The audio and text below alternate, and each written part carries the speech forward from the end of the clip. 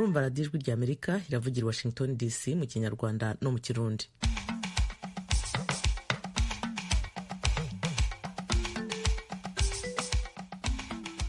Mwaramutse neza nshuti muduteze amatwi, muri kumwe nanjye Eugenie Mukankusi uyoboye ibiganiro by'iki gitondo. Mu Burundi abantu batatu nibo bamenyekanye ko batakaje ubuzima bwabo kubera amazi y'inzuzi yarenze inkombe n'imyuzure byibasiye umujyi wa Bujumbura n'intara ya Bujumbura rirare. Abana bamwe baratwawe, hari uwo basamye ari mu ntebe, hari n'uwarayatembye gose twamumuze n'umuvyimba. Ubu turaha turi mu kajendegete ntitugira dukira nayo tumira. Ikindi cyihutirwa ca kabiri nuko uraba bagafasha abantu nyene babuze ivyabo atabo bafise begamiye. Abo ni bamwe muri abo bantu batewe n'amazi akabije. Ukraine irimo gufungura ambasade mu bihugu bitandukanye by'umugabane wa Afurika kugira ngo ikumire igihagararo cy'Uburusiya. Naho FBI, urwego rw'iperereza rwa Leta Zunze Ubumwe za Amerika, ifite impungenge ko haba hari ibitero bitegurwa kugabwa imbere mu gihugu. Izi nkuru tubabwiye muri make hamwe n'izindi twabateguriye ni mu kanya.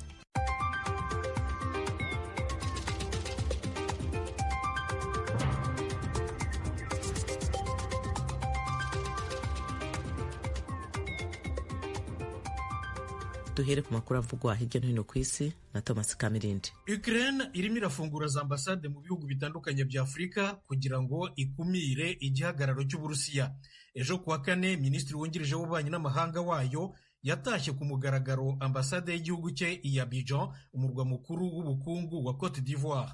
Mu ijambo yahavugiye mu rurimi rw'igifaransa yashimiye cyane Cote d'Ivoire ko itahwemye gushyigikira ubusugire bwa Ukraine, by'umwihariko iha amajwi yayo imyanzuro ikomeye y'umuryango w'abibumbye kuva Uburusiya buteye Ukraine bugamije kuyigarurira mu kwezi kwa kabiri 2022. Ukraine yatangije umubano mu rwego rwa diplomasi na Cote d'Ivoire mu 1992, ariko n'ubwa mbere itashyeyo ambasade yayo.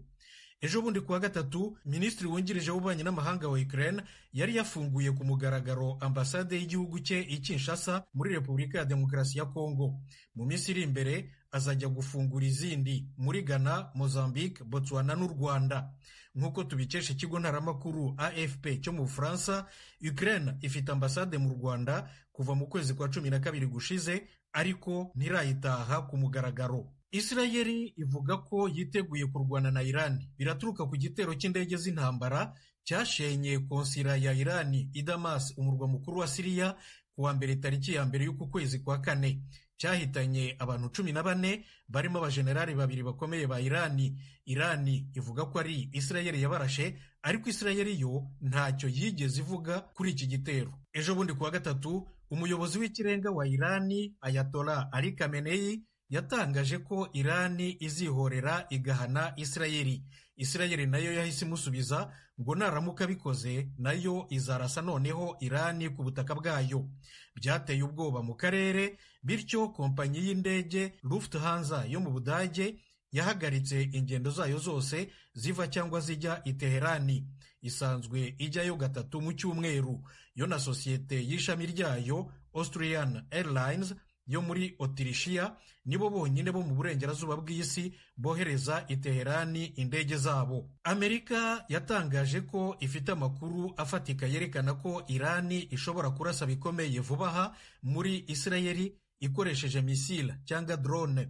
Ivuga ko yahaye gasopo Irani kandi ko ifite inshingano idakuka yo gufasha Israeli kurengera umutekano wayo. Ejo kuwa kane umugaba mukuru wa CENTCOM, ishami ry'ingabo za Amerika zishinzwe kurwanira mu burasirazuba bwo hagati bw'isi, General Eric Kurila yanyarukiye muri Israeli kungurana ibitekerezo kuri iki kibazo cya Irani. Radiyo ijwi rya Amerika. FBI, ikigo cy'igihugu gishinzwe ubugenzacyaha no gukumira ibikorwa by'ubutasi n'iterabwoba, ifite impungenge z'igitero gikomeye gishobora kuba ku butaka bwa Leta Zunze Ubumwe za Amerika. Umuyobozi wayo Christopher Wray yabivuze ejo kuwa kane imbere y'imwe muri komite z'abadepite b'inteko ishinga amategeko hano i Washington. Kuri we icyo gitero gishobora kuzaba kimeze kimwe neza n'icyahitanye abantu 145 mu gitaramo cy'umuziki i Moscow mu Burusiya ku itariki ya 22 y'ukwa gatatu gushize. FBI ivuga ko nyuma yacyo aribwo yatangiye kubibonera ibimenyetso. As I look back over my career in law enforcement, I would be hard-pressed to think of a time where so many threats to our public safety and national security were so elevated all at once. But that is the case as I sit here today. Christopher Wray, umuyobozi wa FBI, ati iyo nshubije amaso inyuma mu mirimo yose nakoze mu nzego z'umutekano, sinigeze mbona ibimenyetso byinshi cyane by'ibitero byugarije umutekano w'abaturage n'igihugu nk'ibyo mbona nk'ubu nicaye imbere yanyu uyu munsi. Kenya irashaka gufasha Ethiopia na Somalia gukemura ikibazo cyabo cyaturutse ku cyambu cya Berbera mu ntara ya Somaliland mu majyaruguru ya Somalia. Kubunani, perezida wa Somaliland ifite ubwigenge bucagase, Muse Bihi Abdi na minisitiri w'intebe wa Ethiopia Abiy Ahmed bashyize umukono ku masezerano yemerera Ethiopia gukodesha igice cy'iki cyambu mu gihe cy'imyaka 50 ikazajya ihakoresha ku mato yayo ya gisirikare n'ay'ubucuruzi. Hashize icyumweru perezida Hassan Sheikh Mohamud wa Somalia yarayasheshe. Ku itariki ya 4 y'uku kwezi, Somalia yirukanye ambasaderi wa Ethiopia ifunga na konsila zayo ebyiri ziri mu miji ya Hargeisa, umurwa mukuru wa Somaliland, na Garowe, umurwa mukuru w'intara ya Puntland mu burengerazuba bw'amajyaruguru ya Somalia. Ejo kuwa 4, Kenya yamuritse umugambi wo gukemura iki kibazo. Irashaka ko umuryango w'uburasirazuba bwa Afurika IGAD ushyiraho amasezerano mpuzamahanga yorohereza ibihugu biwurimo bidakora ku nyanja gukoresha ibyambu by'ibindi bihugu bituriye inyanja. Kenya ivuga ko Somalia na Ethiopia babyakiriye neza bakaba barimo babyigaho.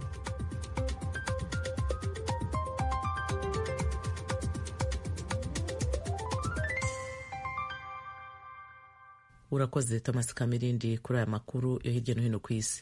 Inshuti banywanyi b'Ijwi ry'Amerika, tubibutse ko mushobora gukurikira ibiganiro byacu no ku rubuga rwa interineti kuri wa3.radio.voa.com. Ku mbuga nkoranyambaga adrese ni VOA Radio Yacu. Mu kanya turajya mu karere k'ibiyaga bigari bya Afurika.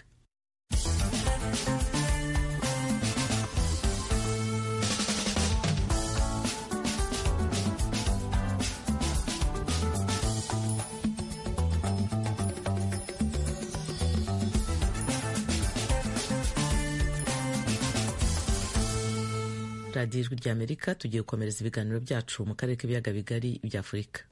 Mu Burundi, ubuyobozi bw'intara ya Bujumbura bwafashe icyemezo cyo kwimura abatuye ahantu hateye amakenga mu Gatumba mu gihe kitarenze ibyumweru 2. Ni nyuma y'uko abantu 3 bahitamwe n'imyuzure y'inzuzi yaturutse ku mvura idasanzwe. Inkuru y'umunyamakuru Pierre Claver Nyonkuru. Ningingi ifashwe inyuma y'imisi 2 habaye imyuzurira y'amazi yomoye imiryango irenga 200 mu Gatumba mu ntara ya Bujumbura rurare. Kuri uyu wa 4 aho mu Gatumba ku rubibe Uburundi buhana na Kongo, amarira yari yose. Uruzi Rusizi rwisuka mu kiyaga ca Tanganyika rwaruzuye kubera imvura yaguye muri Kongo hamwe no mu Rwanda, bigahurirana n'amazi yavuye mu nzuzi nka Muhana Ntangwa zica mu gisagara ca Bujumbura. Amazi ya Rusizi yisutse mu mazu cane cane aho bita mu Kigaramango, ku Mushasha, kuri poto ya 27 n'ahandi. Amazu menshi yarabomotse, abantu 2 basiga ubuzima, abandi 5 baraburirwa irengero, harimo abana nk'uko abajejwe intwaro n'abanyagihugu aho mu Gatumba babivuga. Muri kino gihe abenshi begeranirijwe ayitwa kuri poto ya 27. Abajejwe intwaro bavuga ko amazu arenga 300 ariyo amaze guharurwa ko yabomotse mu Gatumba no mu gisagara ca Bujumbura muri quartier ya Kibenga. Aho hose abasigaye mu kangaratete bafise ubwoba kw'ingwara zituruka kw'isuku rike zishobora kubafata, bagatakambira ishirahamwe Croix Rouge kubaronsa amazi meza yo kunywa no kububakira amazu. Tubona ikipfundura cyo kicakira dutera gose kiratwubikiranya, yabaye Imana yo kugira turokoke dusohoke tuve muri ayo mazu.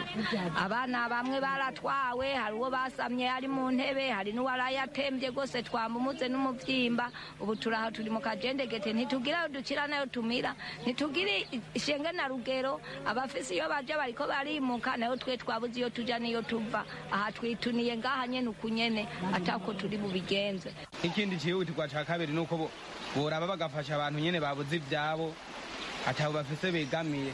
Burumatari w'intara ya Bujumbura Rural Desire Nsengiyumva yagendeye abahuye n'izo ngorane mu Gatumba amenyesha ko abantu bose baba ahantu hateye amakenga bagiye kwimugwa mu kiringo kitarenze indwi zibiri. Uwo mutegetsi yatangaje ko abazokubakirwa ahandi amazu arabari bahafise amazu yabo bwite. Mw'ijoro rishira gatatu kandi mu misozi hanamiye igisagara ca Bujumbura imvura nyinshi yahaguye yatumye inzuzi nka Kanyosha, Muha na Ntahangwa zica hagati mu gisagara ca Bujumbura zuzura.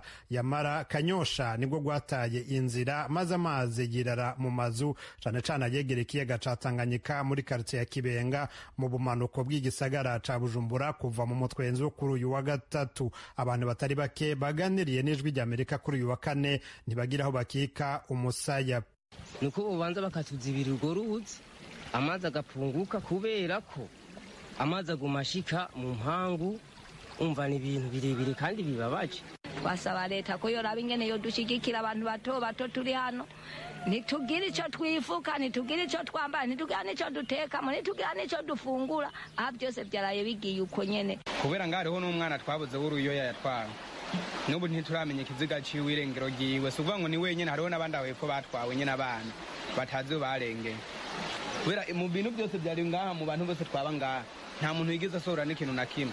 Umuyobozi w'igisagara ca Bujumbura Jimmy Hatungimana yagendeye abo banyagihugu mu Kibenga yafashe ingingo k'uruzi Kanyosha rugiye kwagurwa kugira ngo amazi ntasubire kwiha inkumbi. Ni rya mbere iyo ngingo ifatwa, na nico gituma tuce dusaba abenegihugu uno munsi kuva amasaha umwe wese ubishoboye agerageze ave ngaha akinjure kugira ngo abahinga bo muri Obuha na Croix Rouge bagerageze gukora ivyo bajejwe.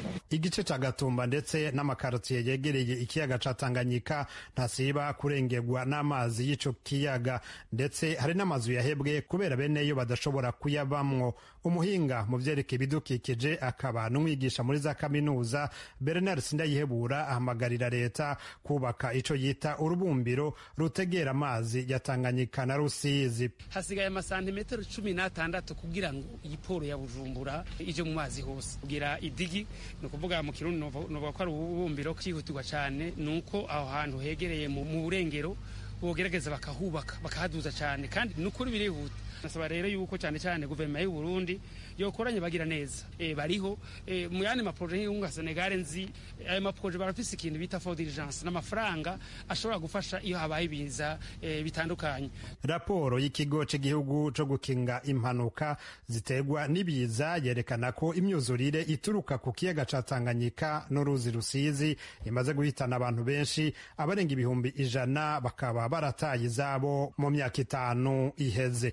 Clave nkuru ku bwijwi rya Amerika. Tukivuga kuri iyi myuzure mu Burundi, agace ka Gatumba kari mu twibasiwe cyane kurusha ahandi. Mugenzi wacu Etienne Karekezi yavuganye na bwana Samandar Yohani uvuka aho mu Gatumba. Yatangiye amubaza uko ubu hifashe. Mu Gatumba mu muyange wa mbere, mu muyange ya mbere niwo mugira. Mwatubwira muri make uko ubu mwifashe nyuma y'imyuzure n'imvura yaguye ejo bundi kuwa kabiri? Amazu nka yose menshi ari mu mazi, amashuri ari mu mazi, abanyagihugu ntibagira aho bashobora gusiganiriza. Muri make Gatumba, mu zone Rukaramu, mu Kinyinya hose ni mu mazi. None mwebwe umuryango wanyu ubu umeze ute? Nsanzwe mba i Bujumbura ubu, ariko muhira ni mu Gatumba, abavyeyi niyo bari, abo tuvukana bose barimutse. Bimukiye hehe? Mwihangane rwose. Abo muvukana n'ababyeyi bimukiye hehe? Bari Bujumbura. Mu Gatumba si ubwa mbere amazi n'imyuzure biharengera, abantu batuye ubu ngubu biteze iki? Ubwa mbere ariko ubu twatumaze n'imyaka 4 amazi atera, ariko uyu mwaka ubu tuvugana amazi yarashoboye gushika ahantu atari hashike muri iyi myaka 1 birangiye. Bivuga yuko yarabaye menshi cyane. Rero tumugomba gusa nababwiye ko muri aka karere wa Bujumbura, mu Rukaramu hose n'amazi, ariko cyane cyane ko tuba muri mu Gatumba ni ikibazo gikomeye birumvikana ku bahatuye. Ubutegetsi buravuga ko bwifuza kwimura abantu batuye mu duce duteye amakenga. Urumva kwimuka ari wo muti? kuko muravye ingaruka mbi yiduka y'ihindagurika ry'ibihe niyo kino Gatumba yonyene ubu igisagara cyose za Rumonge, za Gatumba, Kajaga, Rukaramu, Kirenga, Nyabugete no kuri po nari mumva ari Gatumba yonyene bokwimura. Umuti nyamukuru ni uwo gukingira abantu bose bari ku nkengera z'ikiyaga Tanganyika. Niyo muturama haba mu kubaka amadigi ku bijyanye n'uruzi Rusizi, haba gukingira kubaka inkombe ku kiyaga cya Tanganyika kugira ngo amazi ntashobore gushika aho abantu batuye. Ndabyumva kariya gace ka Gatumba nakagezeho ndakazi uko gateye. Mwe musanga ingamba leta yafata zo gukingira abahatuye hakoreshwa inkuta nk'uko mubivuze byashobora gukumira amazi? Sinibaza yuko kwimura abantu ari byo byozana umuti wo gukingira amazi mu Gatumba. Oya, naho mukuru y'abantu n'abantu bogenda bakimuka urumva yuko hadakingiwe amazi azoguma ahateye. Kanatsinda umuti urama nk'uko nahemeje kubabwira ni uko buraba gukorwa ivyigwa kugira ngo bashobore gukingira Gatumba mbere n'aho handi hose hashoboye guterwa n'amazi. Leta igafata ingingo zo kwakingira bimwe bivuye inyuma, kuko umunyagihugu burya kumwimura ukamujyana ahandi atabamenyereye urumva ko bifite ingaruka mbi cyane kuri we, ku buzima bwiwe no ku muryango wiwe mbere no ku gihugu. Kuko iyo turiko turarondera imiti tukurondera umuti w'iminsi ibiri cyangwa w'ukwezi, ariko no kurondera koko umuti urama. Umuti urama nawe turi murabe abanyagihugu, umuti urama no kubakingira. Ndabashimiye cyane kandi mwihangane. Murakoze na mwebwe kandi umwanya wari wose mudukeneye kugira ngo tubahe amakuru y'imvaho nta na kimwe cyo tubuza, kuko namwe ijwi ryanyu rirashika kure. Murakoze cyane. Mu gihe u Rwanda rukomeje kwibuka jenoside yakorewe Abatutsi, bamwe mu bayikoze n'abayirokotse bemeza ko kongera kubana bishoboka. Umunyamakuru Asumuta Kaboyi yagendereye imwe mu miryango iba mu murenge wa Mayange mu karere ka Bugesera mu ntara y'Uburasirazuba adutegurira inkuru.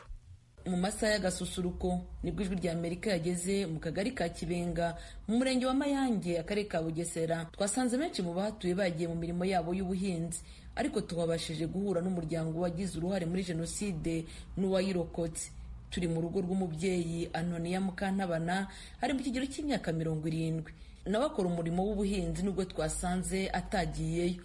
Mu 1994 uyu mubyeyi wari usanzwe atuye muri aka kagari yiciwe abana 5 ndetse n'umugabo we, yasigaranye umwana umwe rukumbi. Muri uru rugo turi kumwe na Ntawangwa na Bose Evariste wafite imyaka 54, mu gihe cya jenoside yari afite imyaka 24, yagize uruhare muri jenoside. Ntawangwa na Bose yabwiye ijwi rya Amerika ko we n'umuvandimwe we bagize uruhare muri jenoside. Uwo bavukana niwe wagize uruhare mu rupfu rw'abana ba Mukantabana ndetse n'umugabo we. Ubwicanyi bakoze babukoreye mu kagari ka Kibenga mu murenge wa Mayange, ari naho bakomeje gutura kugeza ubu. Ntawangwa na Bose mu buhamya bwe yabwiye ijwi rya Amerika ko yagiye mu gitero ari kumwe n'umusirikare kishe umukecuru n'umukobwa we ndetse n'umwuzukuru we. Yaje kuburana mu nkiko zisanzwe akatirwa igifungo cy'imyaka 15 mu 1998, akirangiza mu mwaka wa 2003. Mu biganiro twagiranye byongeye gushimangira ko bamaze gutera intambwe ishimishije mu bumwe n'ubwiyunge. Mbere yo kuganira na Ntawangwa na Bose yabanje gutera indirimbo yo mu kiliziya nk'ikimenyetso cy'uko yacengewe n'amasomo yahawe. Imbona ngiye gutsindwa nzambaza Imana, nsubize mu nzira maze mbona agakiza, ubwo namenye kwibunda nzajya nyiyongeraho niyo mukiro Ntawangwa na Bose yafunzwe imyaka 15, kuri ubu amaze imyaka igera kuri 13 afunguwe.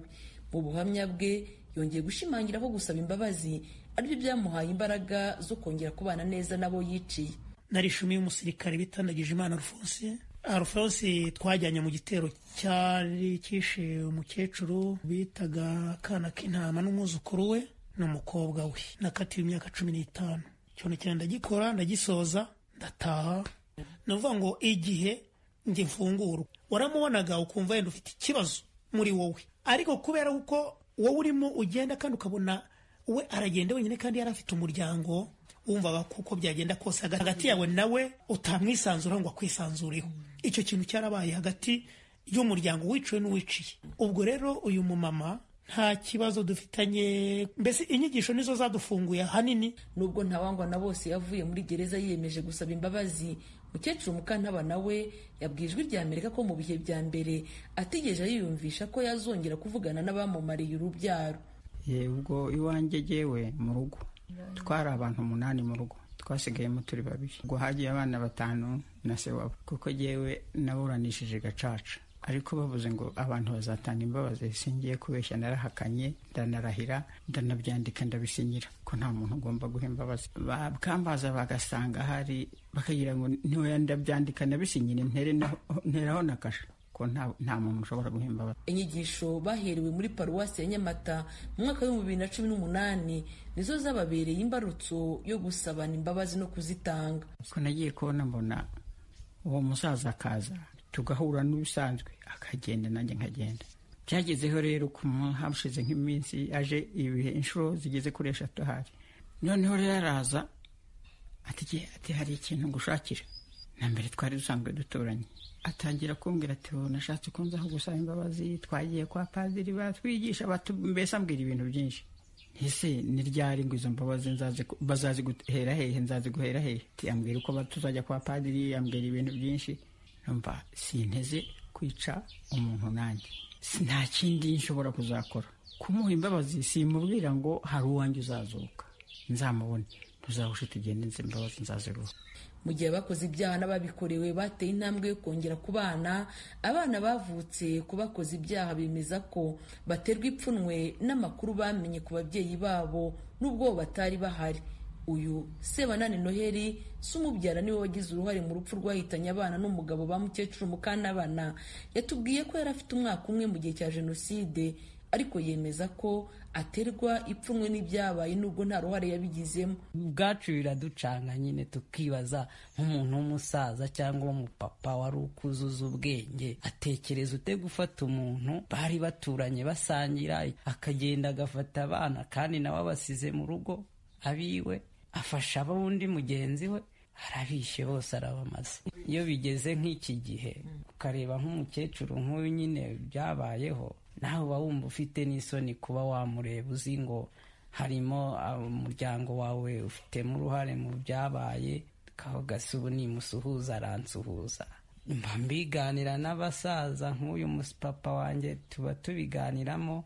Ubwo rero ntago nabyibagirwa n'ubundi ngumya mbitekerezaho. Mu ntangiriro z'uyu mwaka ubwo habaga inama y'umushyikirano, Minisitiri w'Ubumwe bw'Abanyarwanda inshingano mboneragihugu yatangaje ko igipimo kigaragazwa n'ubushakashatsi bwakozwe mu mwaka wa 2020 cyerekana ko Abanyarwanda 94.7% bemera ko ubumwe n'ubwiyunge bwagezweho.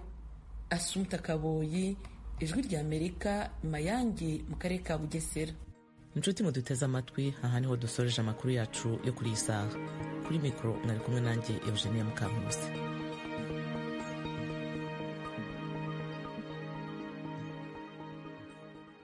Ndabashimira ko mwahisemo kurikira radiyo yanyu Ijwi ry'Amerika. Nshimira na bagenzi banjye bamfashije gutegura amakuru no kuyabagezaho. Ubu noneho hakurikiyeho ijambo ry'ibanze rigaragaza imigabo n'imigambi bya guverinoma ya Leta Zunze Ubumwe za Amerika.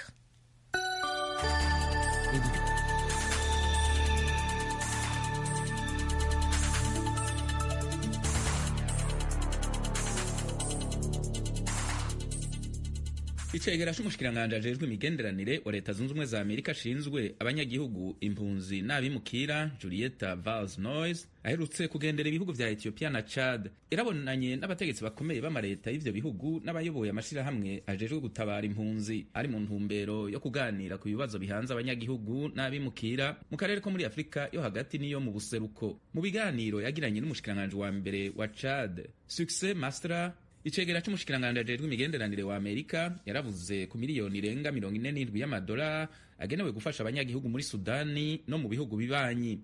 Yavuze ko imfashanyo yose Amerika yahaye abanyagihugu bo muri Sudani n'ibihugu bihana imbibe irenga imiliyoni 968 y'amadolari mu mwaka urangiye. Uyu mutegetsi yasiguye ko leta zunze ubumwe za Amerika ziri imbere y'ibindi bihugu vyahaye imfashanyo yihutirwa igihugu ca Sudani.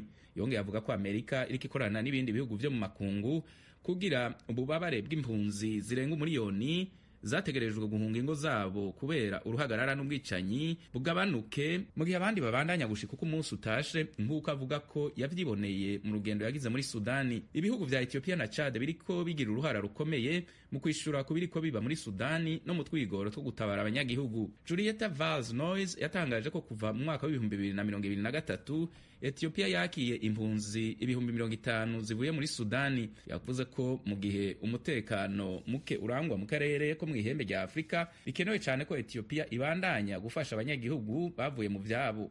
Leta ya Ethiopia yarakoranye n'amashirahamwe ajejwe gutabara mu ntumbero yo gushiraho ibibanza bishasha bijejwe kwakira impunzi no guha imfashanyo zikenewe impunzi shasha ibihumbi n'ibihumbi. Icegera c'umushikiranganje ajejwe imigenderanire wa leta zunze ubumwe za Amerika ajejwe abanyagihugu, impunzi n'abimukira, Julieta Valls-Noyes yarashimye cyane ukwitanga ko abanyagihugu bo muri Chad hamwe na leta y'ico gihugu mu kwama bakiye impunzi.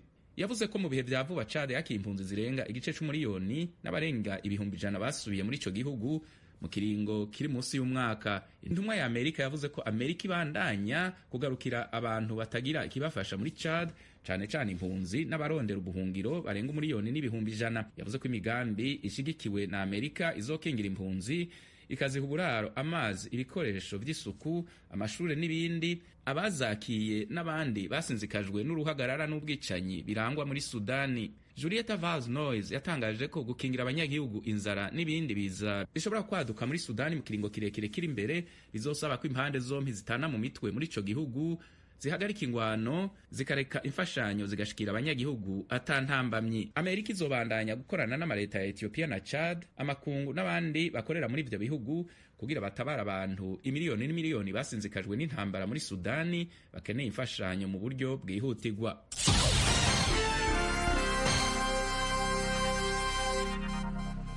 Iryo ryari ijambo ry'ibanze rigaragaza imigabo n'imigambi bya guverinoma ya leta zunze ubumwe za Amerika. Mwese mbifurije amahoro n'amahirwe, mugire umunsi mwiza.